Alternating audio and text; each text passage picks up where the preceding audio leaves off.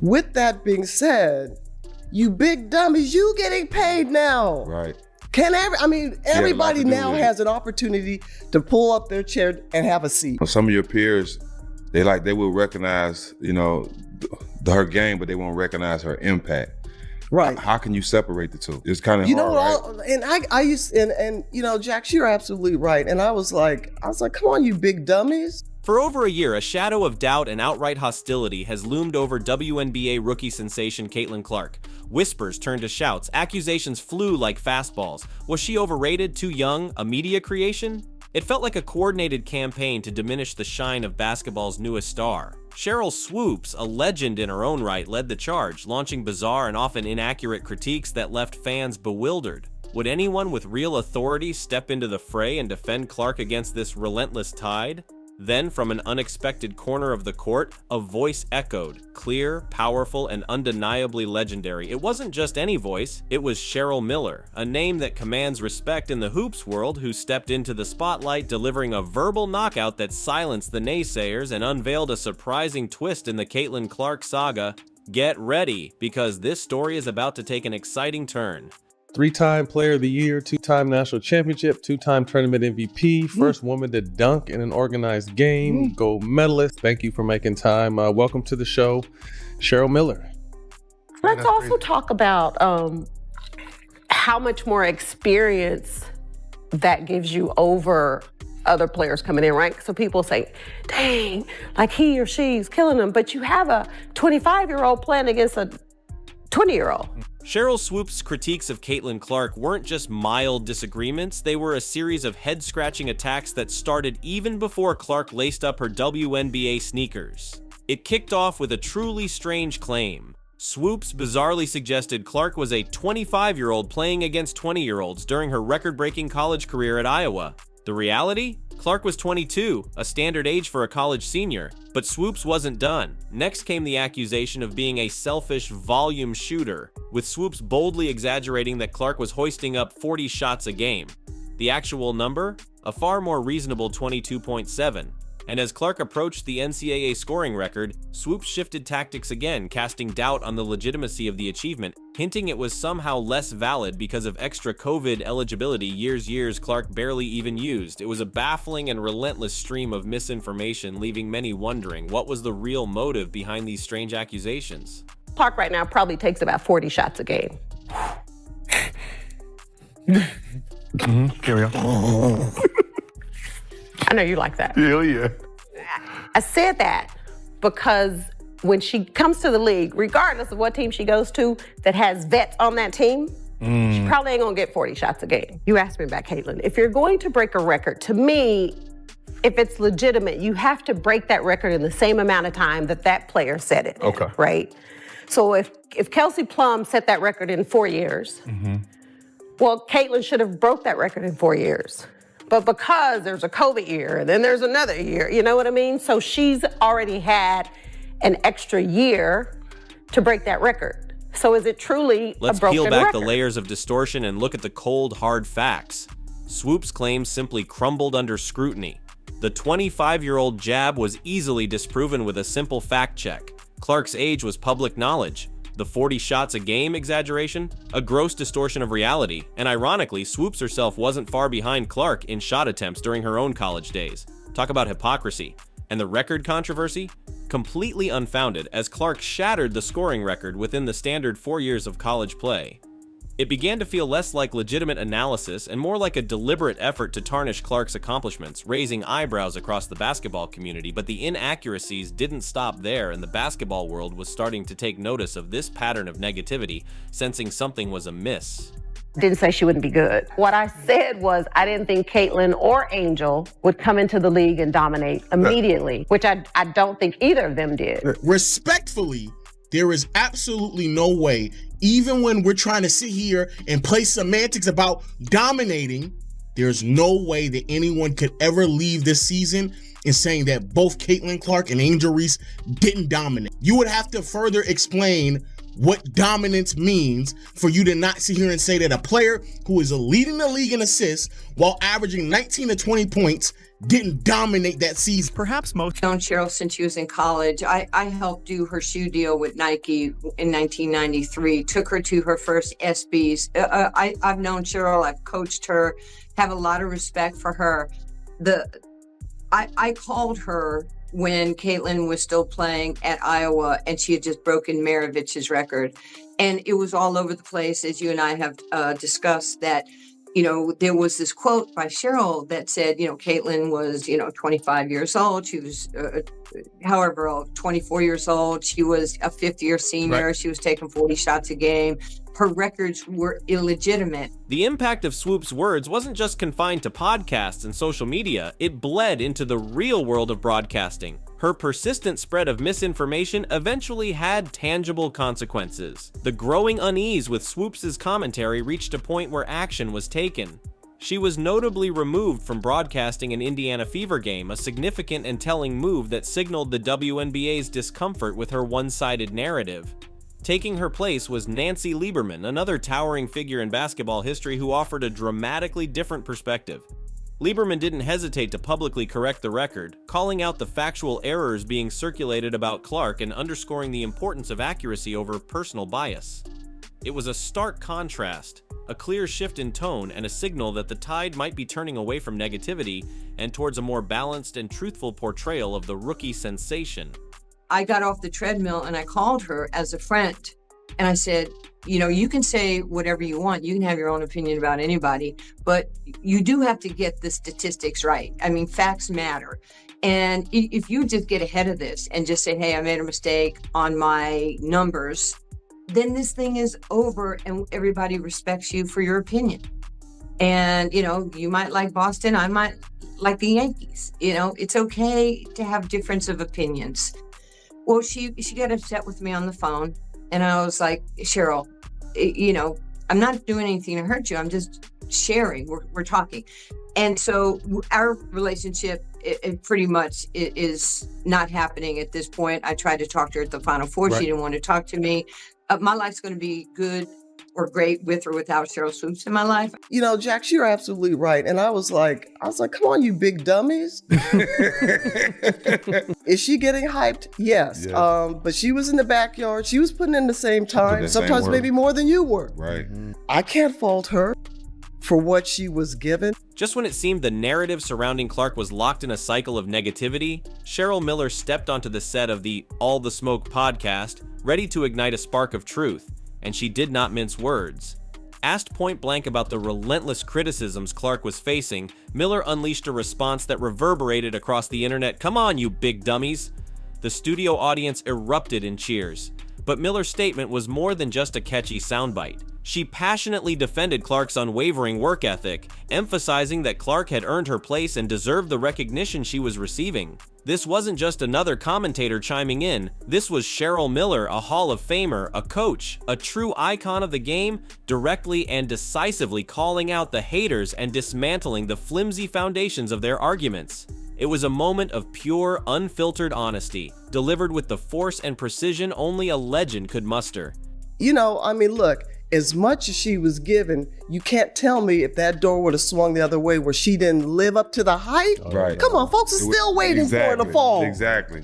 Come on. Yep. Mm-hmm. So, with that being said, you big dummies, you getting paid now. You recently coached the WNBA All-Star game. You spent some time with Caitlin Clark. Best coaching job ever. Best coaching job ever. Best coaching job ever. Being around Caitlin Clark, how was the experience for her? She's such a big star. I mean, the sky's the limit for her. To be around her, just talk about the type of person she is and how much she loves the game. I'm going to be honest because it needs to be said. I can relate to that young lady, and I felt for her. Mm-hmm. I know what it's like to be hated. I know what it's like to be a black woman and hated because of my Skin. color. Yeah. What amplified the power of Miller's defense was her unique, inside perspective. She wasn't just offering opinions from afar, she had recently coached Caitlin Clark firsthand at the 2024 WNBA All-Star Game. This close-up experience fundamentally shifted her understanding of Clark's abilities. Miller openly admitted she was genuinely impressed and even surprised by Clark's exceptional court vision, her innate passing skills, and her surprisingly advanced basketball IQ. She described Clark as a 3D thinker on the court, someone who processes the game at an elevated level, seeing angles and opportunities others miss. This wasn't just generic praise, it was a detailed expert assessment from one of the most respected basketball minds, finally highlighting the multifaceted skills that critics had conveniently overlooked. Miller's coaching experience provided undeniable proof that Clark was far more than just a scorer. She was a complete and dynamic playmaker. I don't want to use hate, but despised. And people just having, she brought some on herself a little bit because she's cocky for a good reason. Confident. And I love that about her. But to watch the dynamics and the media, they had their narrative. And I was pleased and proud to see the narrative wasn't the truth. Watching her pass, and I didn't know how talented she was and how well she sees the game in a 3D version, thinker. Defensively, a lot better than I thought and gave her credit for. So watching her and just spending a little time. And one thing, guys, that I've learned is to step back and let these kids be themselves. But something even more profound than basketball insights emerged from the All-Star Game, an unexpected and meaningful bond between Miller and Clark. Beyond the strategic plays and on-court drills, a genuine human connection began to form.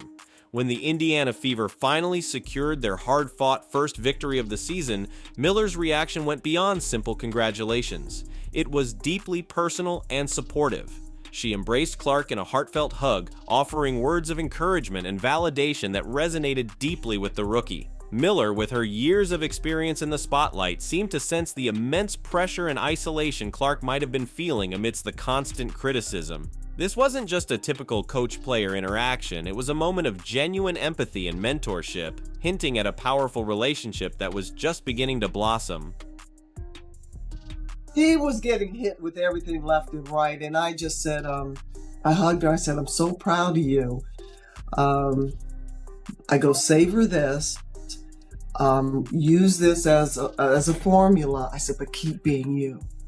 I said, no matter what, keep being you. It's a crown that she's wearing right now. Right.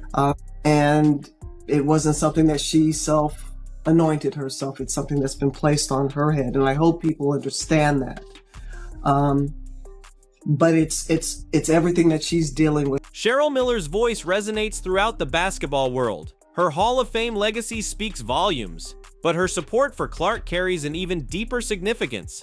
Miller recognizes something special in Clark, a generational talent undoubtedly, but also a young woman navigating unprecedented levels of scrutiny and expectation. Miller, having weathered her own storms in the basketball world, understands the unique pressures Clark faces. Her defense of Clark is not just about on-court skills or stats, it's about recognizing the person behind the persona, offering guidance and mentorship, and validating Clark's journey in a way that few others can. Miller's voice isn't just defending Clark, it's amplifying her, solidifying her position not just in the present, but in the very future trajectory of the game itself.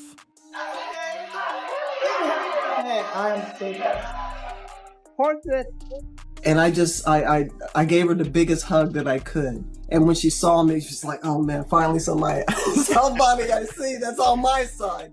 Right, they can relate. The one thing that I said to her, and she was heading into her senior year, was have fun. No matter all the static, just make sure you find. Cheryl Miller's support for Caitlin Clark isn't just about public pronouncements, it's evolving into a genuine mentorship that goes beyond encouraging words. Those who've witnessed Miller's legendary career know she's not just a talker, she's a strategist, a tactician, and a master of the game's nuances. Behind the scenes, this mentorship likely involves Miller sharing invaluable insights gleaned from decades at the highest levels of basketball. Imagine Miller advising Clark on navigating intense media scrutiny, refining her court awareness even further, or offering strategic pointers on reading defenses and controlling the game's tempo. This isn't just about emotional support, though that's crucial too. It's about practical, actionable guidance from someone who has seen it all and conquered it all. This mentorship is like adding a turbocharger to Clark's already formidable engine, accelerating her growth and potentially unlocking even greater levels of performance. The basketball world is now watching closely to see how this legendary guidance translates into Clark's game and the Fever's trajectory. You can set a screen for Caitlin. Caitlin don't need a screen. Caitlin's got great handles. The one thing that I don't think people really appreciate about that young lady's game, she can pass the ball. She can't pass. She got great assists. She the bounce pass is powerful, which is almost non-existent in the game. I love what they've done for the women's game from a collegiate level to now, and it's working. And it was only a matter of time. And great narratives, great storylines. But now the bottom line comes down to one thing: it's about basketball, and it's about wins. The impact of the Clark-Miller connection extends far beyond just individual growth. It's igniting a spark of hope and ambition within the entire Indiana Fever organization. For years, the Fever have been striving to reclaim their championship pedigree. Now, with a generational talent like Clark leading the charge and a Hall of Famer like Miller offering her wisdom, the landscape has shifted dramatically. Miller's assessment that the Fever has a very, very bright future isn't just lip service, it's a seasoned expert's analysis of a team brimming with potential. Beyond Clark's brilliance, the Fever roster is developing a fearless edge, a collective confidence that's palpable. Imagine a team infused with Clark's offensive firepower, guided by Miller's championship mentality and hungry for victory. Suddenly, the Indiana Fever are not just a team to watch, they are emerging as a potential force in the WNBA, with whispers of championship contention growing louder. The Clark-Miller era in Indiana might just be the beginning of a new dynasty in women's basketball, and fans are right to be buzzing with excitement about what the future holds. What advice, if any, did you share in that meeting with Kaylee? Because I know that she spoke very highly of you, got great respect for you. I've known Cheryl for a little while now. I think her energy, that's what I love about her. Like, it's just contagious, and it's fun. In a landscape often dominated by fleeting opinions and sensationalism, Cheryl Miller's powerful defense of Caitlin Clark stands as a beacon of authenticity and genuine insight. She didn't just silence the critics, she illuminated the truth about Clark's exceptional talent and boundless potential. The future for Caitlin Clark, and perhaps for the Indiana Fever, suddenly appears brighter, not only because of her undeniable skill, but because of the unexpected mentorship of a true legend. This story transcends basketball. It's about generational respect, the passing of the torch, and the enduring power of human connection in the face of adversity. Are you as excited as we are to see what this dynamic partnership means for the future of the WNBA and the Indiana Fever? Let us know your thoughts in the comments section below. Don't forget to smash that like button, subscribe for more insightful content, and hit the notification bell so you never miss an update. Click the video appearing on your screen right now for more captivating stories, and we'll catch you in the next one.